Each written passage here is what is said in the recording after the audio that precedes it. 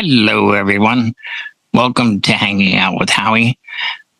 Before I introduce my illustrious panel here, we must thank our sponsor, longtime sponsor, DJEventPlanner.com, and the others when this gets published to YouTube and other places.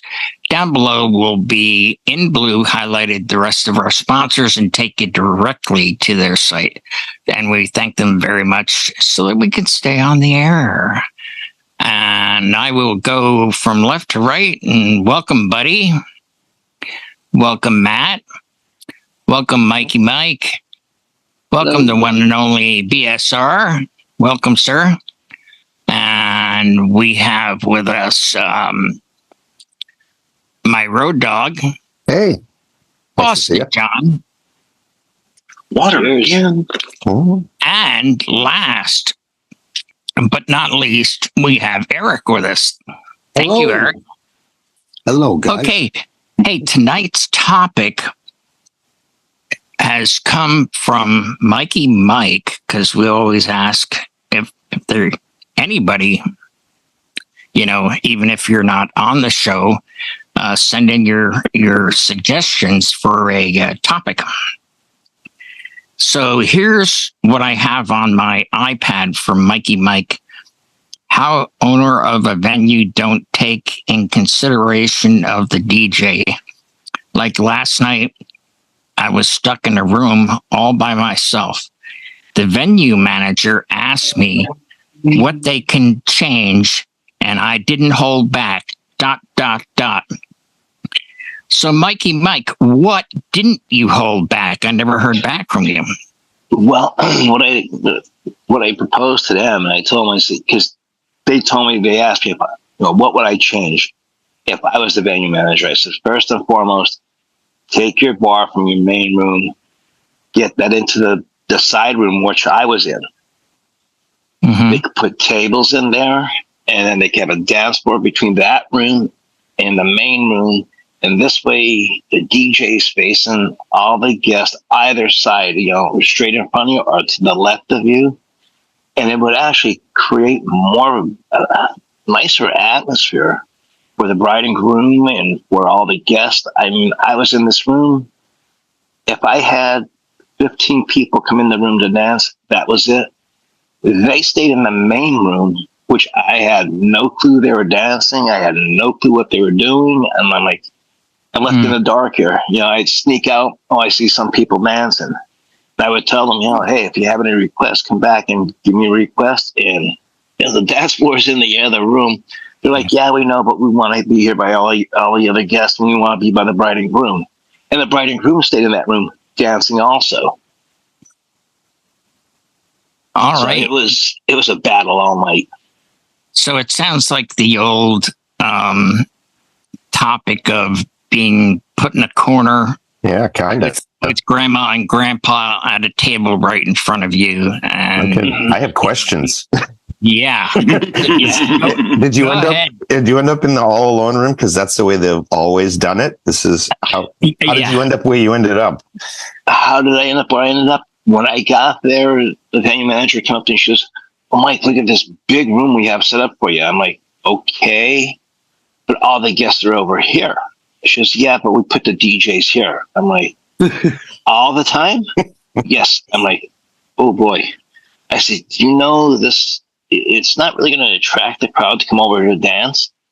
I don't care what kind of music I play. She goes, well, this is the way we have our venue set up. We keep our bar here by the guest, and we put the DJ in the other room. I'm like, okay. I mean, if the wall wasn't there, that I could see the guests. Right. You had no line of sight at all. You can't see them at all. Okay. No. That's strange. Okay. Yes. Okay, if they had me set up in the other corner of the room, then I'd be able to see out to the guest, and the music would actually flow out to the guest. Yeah. It was a terrible setup from the venue's point of view. That's, I guess, why they asked me, what would I do? What would I change to make it different? So I guess they're getting a lot of complaints from other DJs that, they're not really, they don't want to come back there or what, because it was just a terrible setup for a DJ. And the bar is mobile, it's on wheels, so you can wheel that into the other room. And it's actually going to give them more space because the tables were set right up by the bar even. So people couldn't even get up to the bar and stand there or have a drink or whatever. I mean, you had to go up, get your drink, and fly back to your table. Yeah, they got to give you one of the two, Mikey. They got to either the bar or the couple. You need those in the same room, but either one or both would be ideal. But that's a really strange setup. That just sounds like something logistically they have to work out, is to use their space more efficient. And where they had the bride and groom set up at, they had them all the way to the back of the venue. So I had no sight of the bride and groom at all the whole evening. Did you do a site inspection? I went on their website. I looked at it. I mean, the way it looks on their website, it looked beautiful. I mean, it is a beautiful venue, but just they don't have it set up to what the potential could be. It could be actually even better than what they had it. They could actually fit more guests in the venue if they set it up a little bit differently. So I'm looking at from my point of view as a DJ, and also, from the bar, and even for potential clients coming in saying, hey, we have a 250 guest crowd coming, but you guys can only fit 175. Well, now if you switch it around a little bit, now you got the 250 in there. Right. It sounds Anybody have some suggestions here? Well, I have a similar situation where it wasn't a wedding, thank God, but it was just play. You know what? And I can't even remember exactly where this was, but it was around where I am. And I've never been back to it. It was a one and done, thank God. But it was almost like set up like an old house inside. And then, so you're walking in. I'm in this bedroom, basically, and all the guests are in this bedroom, like right across from me. So there was a hall. It was so stupid. And I said, how am I going to get anybody in here? It was me, my setup, and my wife alone. That was back when she was helping me doing it. And that was it all night. Yeah. But once in a while, you'll get a couple come in, I like this, and start dancing, but it was just a crazy setup. From what you're saying, is if they had just knocked down a wall, basically, you would have been in there with them, right? Yes. I mean, even if they just chopped the one section of wall off, I could see the guest then. Or if they set me up over in the other corner, I could see the guest. But the corner they had me set up, my back was to the guest. So I mean, I've set up in L-shaped places before, and it was no problem. They just asked me, "Hey, Mike, you pick out what corner you want to set up in." I told them, I'm going to set up over in this corner, and they're like, "Well, I go for it," and it worked out better. But this venue, they said, "No, you have to set up in this corner." I'm like, "That's funny." Why? Yeah, that is so weird. But they've never seen a dividing wall that pulls out, so you can split the room and have two quiet functions, or you can just pull the wall open and now you've got the wide open space. I mean, that would be the most obvious fix, to incorporate the whole building into one event. Right. Actually, John, it was an old factory, I guess, back in maybe the 60s and 50s that they converted over, and they became friends with people who own a barn up in that area. So now between the room that I was in and the room where the guests were in were barn doors. So they would open up the barn doors. I did the announcements for the bridal party and the bride and groom, and that was it. They left the barn doors open, but there's no way I could see the guests from the angle I was at. It was such a weird, it was an L-shaped setup, but just picture yourself in the opposite corner from where you should be. Your back is to everybody. Hmm. Anybody else have any comments or even better solutions instead of, hey, I'm going to whine about this? Does anybody have a solution? I think one of the big things is partnering with the facility. Again, they're asking for feedback, and you're giving them honest feedback, and maybe saying, go a little further and going, you know what, Mrs. Owner or Mr. Owner, are you available on such date? And maybe go there and talk to them, or at least Zoom or phone call or something, and say, I want to talk to you more about this because I really like the venue. I love what you're doing, but I feel the flow is not correct. And again, ultimately it's your venue, but if you want my input as a DJ, as someone who deals with other venues, and you want to have that extra, oomph to it, that has that nice flow to it, and it has people understand what's going on, that's one of the feedbacks you want to have. Because the last thing you want is to see the guests for your event be confused about what room's going on where. Where's the bathroom? Yes. Where's this? Where's that? If they don't understand flow of what's happening, the bar over there, the DJ's way over there, dance floor is, 4 doors down to the left, whatever it is, it may not feel right to those people, and they get confused, and they're like, well, I don't want to feel like I'm playing, Tetris here, or I'm playing a game. I'm gonna go ahead and go. And people leave early, and that event, be it a wedding, be it a birthday party, be it whatever it is going to end early. And the person who's hosting it, either their couple or parents or whatever, they're going to be like, yeah, it didn't feel good. It didn't feel right. And it looks bad upon the facility. So again, if you have a relationship with the facility and you'll reach out to facility owners and the management and say, hey, I really want to help you on this. And I really feel that, here's some input I would see and I would do, and give it that positive, influence, but also ultimately it's up to them if they want to do it or not. Again, yes. You don't own the facility. Us as DJs go to a lot of different places, and we see a lot of different things. Sometimes, you could say something to management, say, hey, you know what, I wouldn't do this, or hey, this is a bad spot for us. But again, I've shared with you guys here in the chill room before of situations I've been put in, and we've all been put in those situations that, the tables are 50 tables in front of you to the dance floor, or you're put in a corner. Yeah.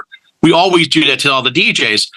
Doesn't make it right. It also boils down to giving feedback back to them. And the one lucky thing I have is also having Tracy, and she can advocate that as well. So again, when I'm saying, hey, you know what, I don't think this is right, but she can actually sit down, and when we're doing stuff, I'm doing music, she has a little bit of time. She can actually talk to management and say, hey, you know what, maybe next time can we go over here, or maybe, hey, can we move over to this area in the beginning? So that's one of the other things as well. It's communication is always important, but being respectful to the owners and management of the place, because you don't want to alienate them. You don't want to say, hey, you're doing bad. It's like, hey, I would do this.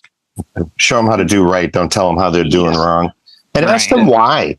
No one mentioned that as to why is the DJ put in that other room? Does every DJ that comes in there have 21-inch subs and 15 tops? And they say, well, let's put them in this other room that we can close the door so we can have a conversation in this room.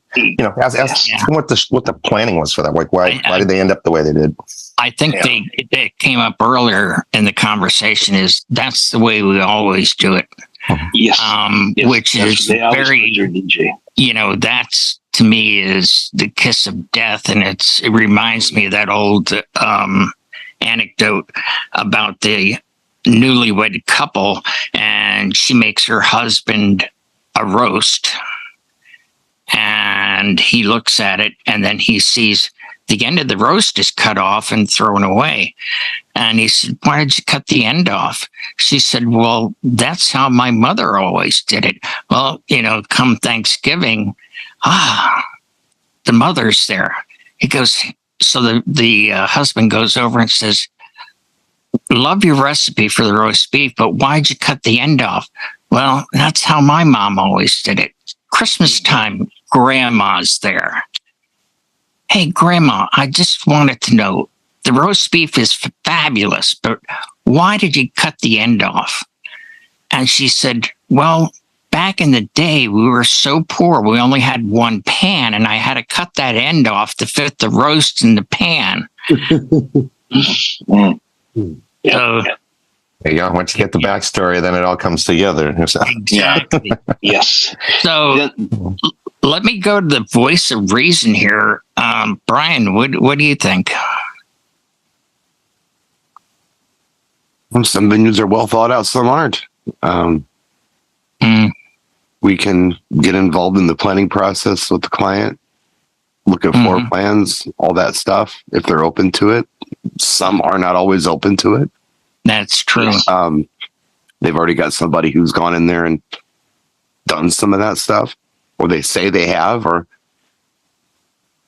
well, you can only do so much. I mean, this isn't exactly what the topic is, but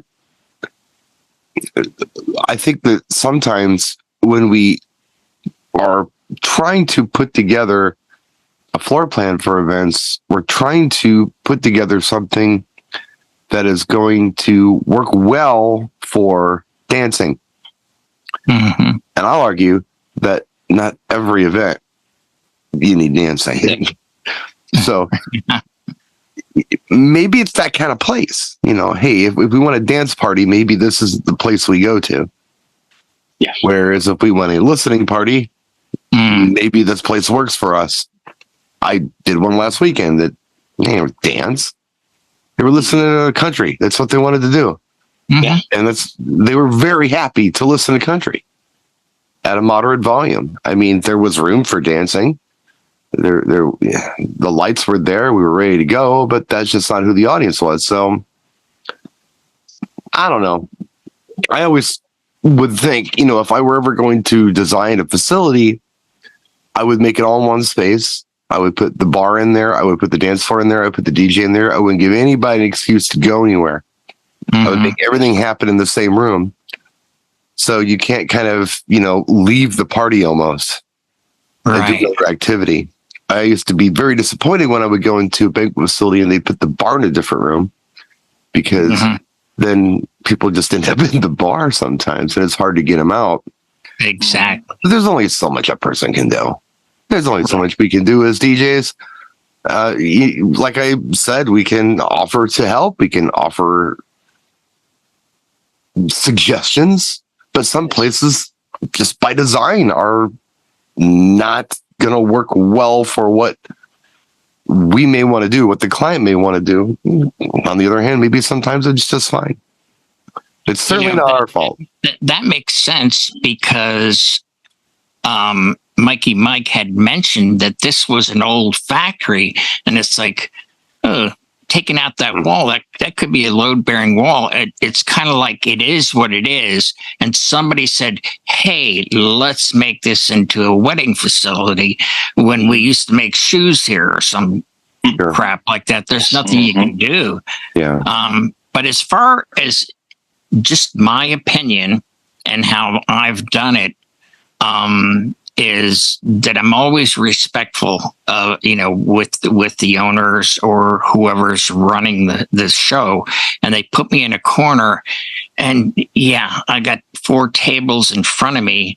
I use my, my wireless system, and I will take my speakers and put them on either side of the sweetheart table or whatever, banquet table, whatever they have.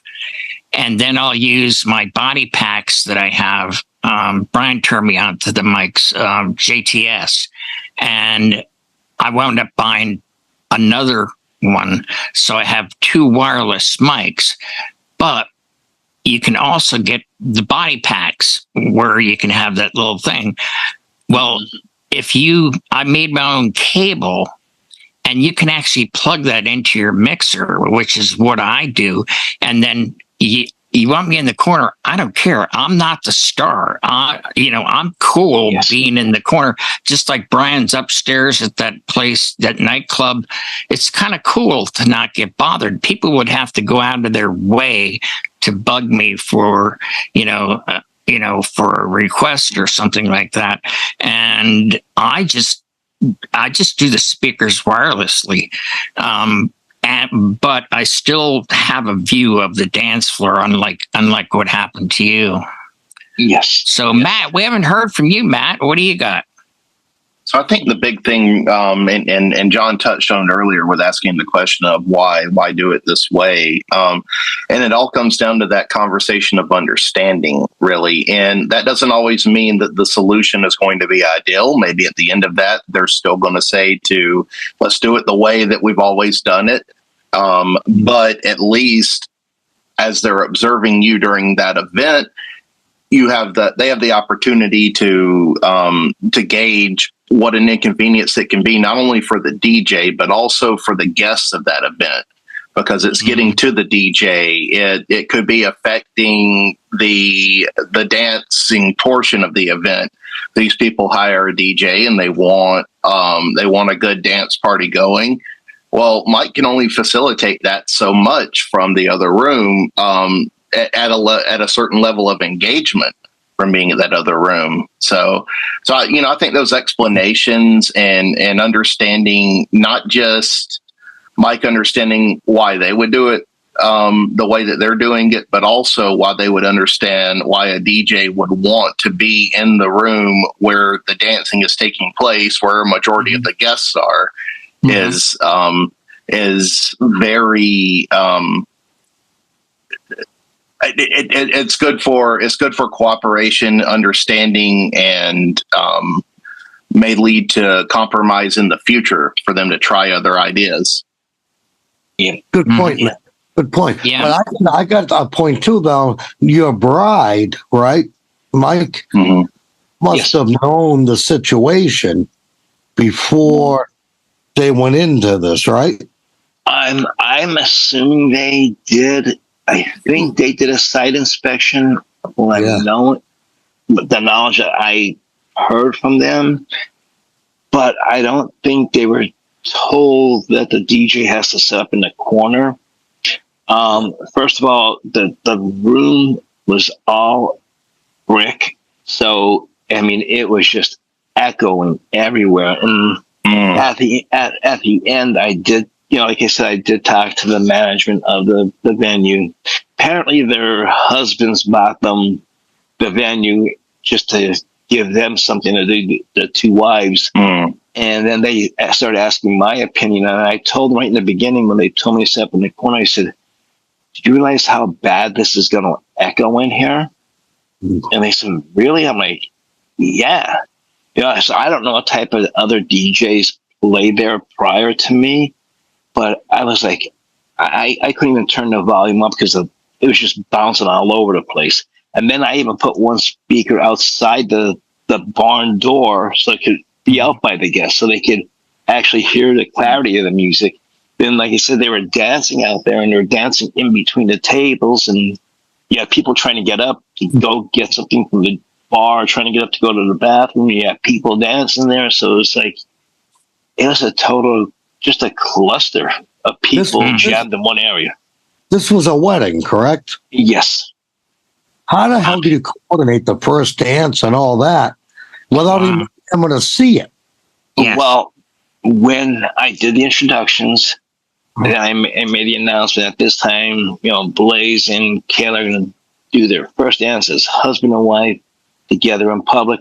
And they started off in the room with all the guests, and they floated back into the room where I was. And the photographer came in. I mean, he was able to get great shots of them because they were the only two people. Yes, nobody in the room. On the site from every angle. Yeah. And he told me, "Man," he said, "I love your amber lighting." He said, "This is great." He said, "These pictures are going to come out beautiful." I said, "Yeah, nobody that's in the background. You just have the amber lighting. That's it." You did these in a studio? We wish. Yeah. Wow. I feel for you because the gig I did was not a wedding, thank God. But I couldn't imagine doing a wedding in the situation you were in or the room I was in. There's no way I could have done it. You know? I mean, I've done other weddings that I was in an L-shaped room, but I still had a view of the guest, and they had a view of me. Right. This was, there's a barn door. The barn door is open, but you couldn't see the horses or the cattle inside that area, Yeah. I guess so. I mean, this is an unusual situation. We've all been put in the corner. But for you to not even have a line of sight, you would actually need a second helper to say, "Oh, there they are," and relay, hand signal, whatever, somehow. Yes. Here they're coming in now. Okay, now you can introduce the couple and couple. It's the only thing I could see around something like that. Yes. And after the wedding was over, after reception was over, I stuck around for an hour and a half talking to the venue managers about what I would do if I was the manager, even if they were going to put the DJ in that room. Put him up against the other wall so the music is coming out to the guest. Put him in the other corner so he's actually facing and he can see the guest. Instead of putting the bride and groom all the way up at the other end of the venue, bring them down a little, like halfway down or 3/4 of the way down, because they could only fit a sweetheart table in there. So bring them down. Don't stick your bride and groom all the way to the back of the venue where they got to go in and out through the swinging doors where they had to bring the catered food in and out of. I mean, that's where the bride and groom were. I'm like, oh my God, why would you put them there? Because the door's always swinging, I wonder if this is one of their first weddings, or do you know? Or... No, they've had they had several of them up there already. Wow. And when they asked me my input, I'm like, really? You want my input? You're the owners, So I just I was honest with them. I'm not going to hold back. As you should have been. Yes. Yes. Right. Yes. There's a venue here west of me at Winery, and they're a restaurant / winery. And when they have an event, it's an odd shape. It's not it's an L, but it's like kind of like a lazy L, you can kind of say. It's not a really sharp 90-degree turn. It's probably like a 60-degree turn. But when they put the head table at, they put it on the other end. So it's around the corner. They put the head table. And, sound doesn't like to curve around corners too well. Sound is not going to go around like, around the corner and hit them. So that's another thing too, is the sound factor. If the sound's not reaching the other half of the room or the other half of the people, putting remote speakers and stuff like that does help. But the thing is that, again, that's additional charge, and not every DJ can do that. They don't have the equipment nor understand how to do that, and maybe put a delay in or whatever. And it's a very technical problem you run into certain venues. And that's one of the things that, again, going back to with everyone is saying, doing your homework on the venue is very important. But once you also do that venue, you understand it very well, and you understand what the pitfalls are. And when you bring to a client who's using it, you can explain to them, hey, I've been there before. This is what I would suggest for you to tell them you want, so they are walking in informed and they have a more pleasurable experience than versus walking in and saying, well, we're going to follow exactly what the venue wants. Ultimately, they're the bosses, the bride and groom, the couple, the person at birthday party, whoever it is. They're renting the space. They're paying for that facility. They're ultimately the boss. So they have more leverage than I as a DJ or the photographer or videographer or the photo booth person walking into the place and say, hey, I don't want to be there. I'll tell you, buddy, with that, like you saying, setting up remote speakers, you couldn't even do that because that's how tight of a space it was. Yeah. You could only have, there was 2 rows of tables, going from the bar up to the bride and groom. So, I mean, you got, I think there was 8 people at a table, and you had one row and another row, because up against the outside wall or inside wall was the catering tables, then the row of tables, then the other row of tables, and then all the way up in the corner by the swinging doors was the bride and groom.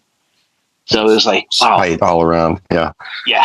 Yeah. You're not going to send a wireless signal through brick either, so you're going to have to rent some XLR. Yeah.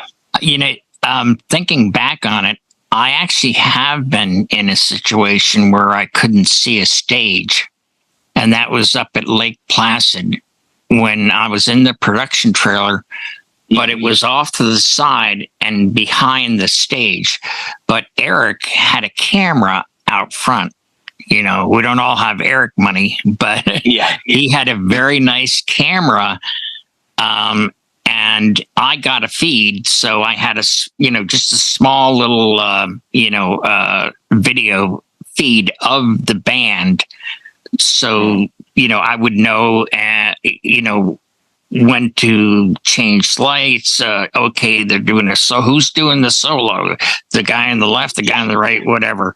So that was helpful for me, but it's kind of out of a mobile budget, and it's a lot to set up. So, yes. Does anybody have any last words on this? Or we're going to put a fork in this then, and we'll say thank you very much for tuning in. And as always, if you have a topic or a suggestion, leave it in the comments below, or contact me directly on Messenger, and we'll be happy to tackle that for you. So we're going to say good night. See you next week.